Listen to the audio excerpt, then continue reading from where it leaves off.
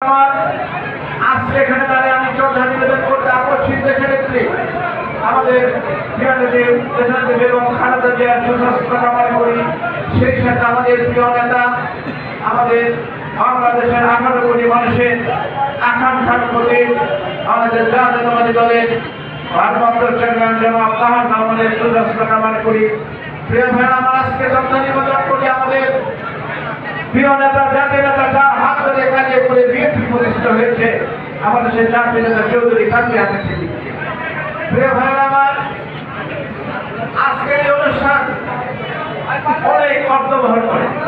আমাদের কালিয়াকৈর উপজেলার মধ্যে মৌসা কিনা হলে সবচেয়ে গুরুত্বপূর্ণ। এই মৌসা কিনকে ভেঙে কালিয়াকৈর পৌরসভা গঠিত হয়েছে। তারপরেও কালিয়াকৈর মধ্যে সবচেয়ে বড় হলো এই মৌসা কিলন। মৌসা কিলনের প্রাণ কেন্দ্র হলো আমরা এখানে দাঁড়িয়ে আছি। তাই আমি মনে করি আজকে এই অনুষ্ঠানে মানুষের যে ভাত বাংলার জোয়ারে কত উপস্থিতি, যে আন্তরিকতা, সত্যি আমি দেখে অভিভূত হয়েছি। একটি সুন্দর আয়োজনের জন্য আমি শহীদকে অভিনন্দন ও ধন্যবাদ জানাই।